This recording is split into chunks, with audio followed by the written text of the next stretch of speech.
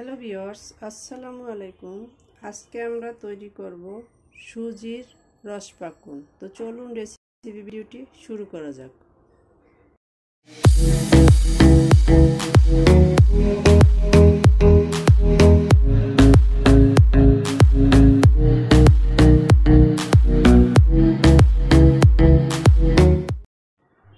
শুরুতেই চুলায় একটা প্যান বসিয়ে এতে 1 লিটার দুধ জাল করে আমি প্রায় 350 গ্রামের মতো করে নিয়ে নিয়েছি।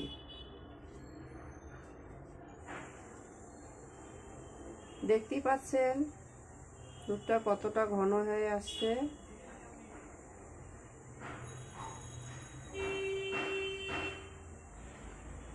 এখন এটাকে আরেকটু ফুটিয়ে নিব।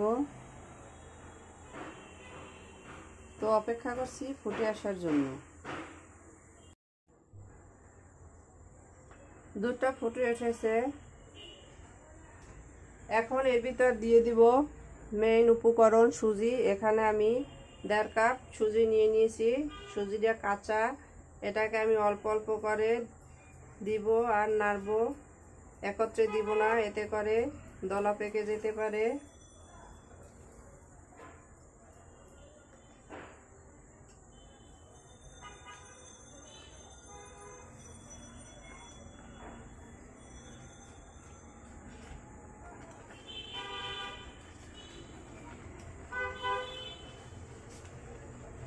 সবগুলো সুজি দিয়ে দিয়েছি। এখন এটাতেই একটা সফট ডো তৈরি করে নিব।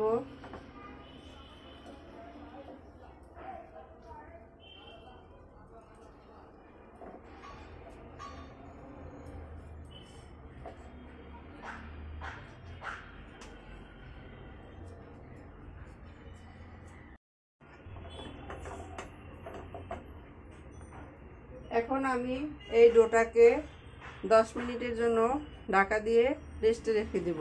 তো ফিরে আসছি 10 মিনিট পরে। ফিরে এলাম 10 মিনিট পরে। ঢাকনাটা তুলে নিলাম। এখন আমি এই সুজির ডোটাকে একটা প্লেটে ট্রান্সফার করছি।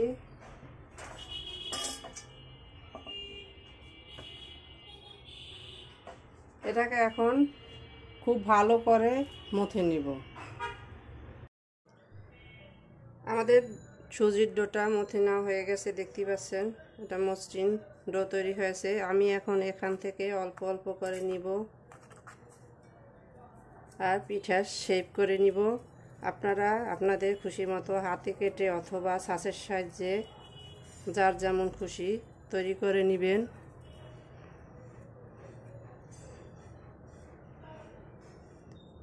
আমি এগুলোকে হাতের সাহায্যে ডিজাইন করে কেটে নিব।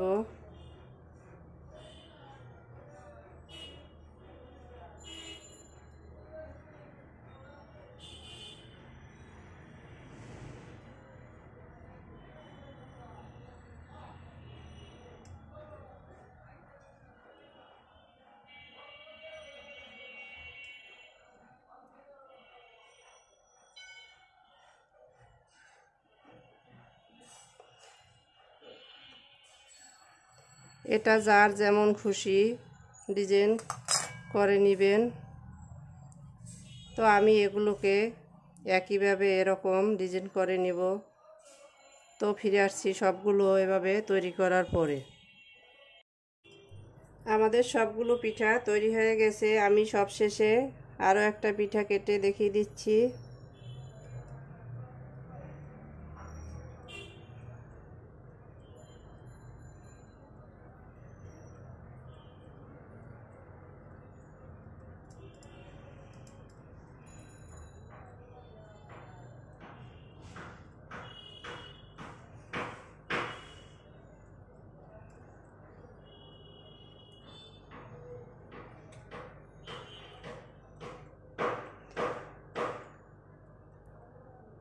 এই ডিজাইনটা আপনারা আপনাদের খুশি মতো করে নেবেন। কেউ এভাবে হাতে কাটতে না চাইলে ছাঁচের মাধ্যমে করে নিতে পারেন। তো আমাদের সবগুলো পিঠা তৈরি হয়ে গেছে। এখন চলে যাব কিচেনে। তো চলুন কিচেনে যাওয়া যাক। কিচেনে এসে চুলে একটা প্যান বসিয়ে দিয়েছি, এতে দিয়ে দিচ্ছি পর্যাপ্ত পরিমাণের সয়াবিন তেল।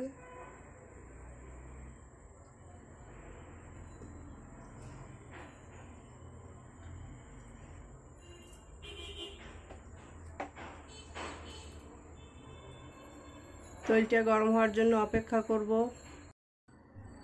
তেলটা গরম হয়ে আসছে, এখন এর ভিতরে এক এক করে কয়েকটা পিঠা দিয়ে দিব।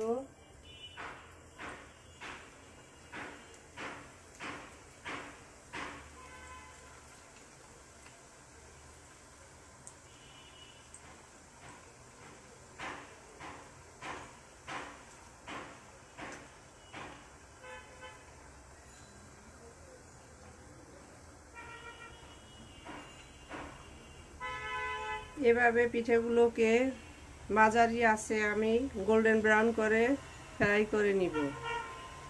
তো এক পাশ ব্রাউন হওয়ার পরে ফিরে আসছি। এখন পিঠাগুলোকে উল্টে দিব।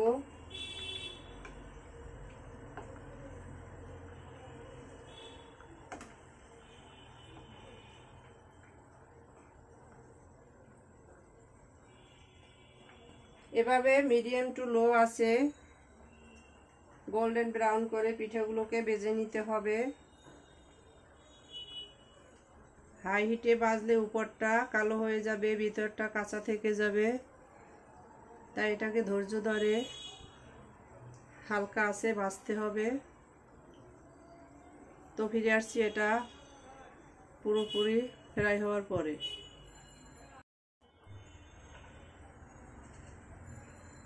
দেখতেই পাচ্ছেন আমাদের পিঠাগুলো ফ্রাই করা হয়ে গেছে।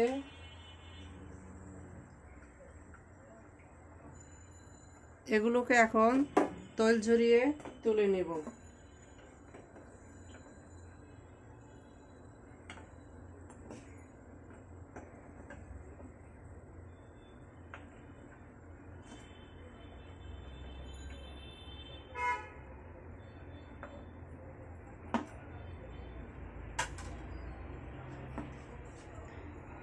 এভাবে আমি বাকি সব পিঠাগুলো তৈরি করে নিব। তো ফিরে আসছি সবগুলো ফ্রাই করার পরে। আমাদের সবগুলো পিঠা ফ্রাই করা হয়ে গেছে। এখন আমরা এগুলোকে রসে ভিজানোর জন্য রসটা তৈরি করে নিব।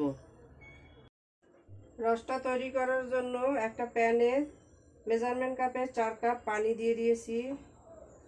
এতে দিয়ে দিচ্ছি 2 টুকরো দারচিনি,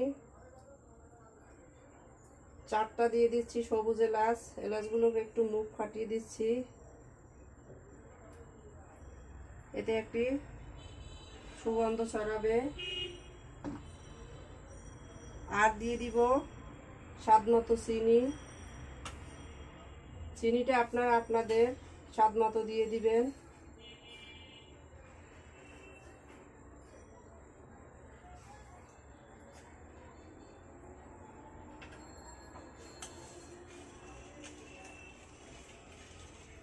এখন অপেক্ষা করব চিনিটা মেল্ট হয়ে যাবে আর পানিটা ফুটে আসার পর্যন্ত। রসটা ফুটে আসছে, আমি এ পর্যায়ে কিছুটা লবণ দিয়ে দিচ্ছি।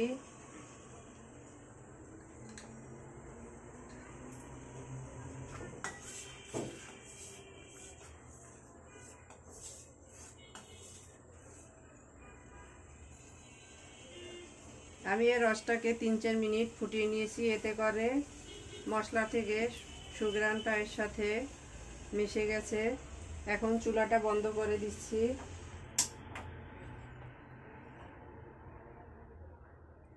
দিয়ে দিচ্ছি পিঠাগুলো।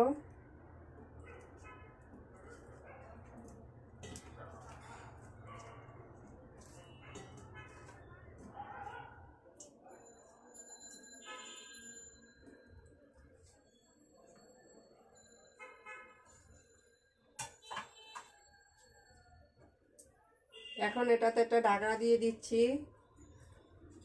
তো এটাকে ভেজার জন্য আমরা 2 ঘন্টা অপেক্ষা করব। তো ফিরে আসছি 2 ঘন্টা পরে।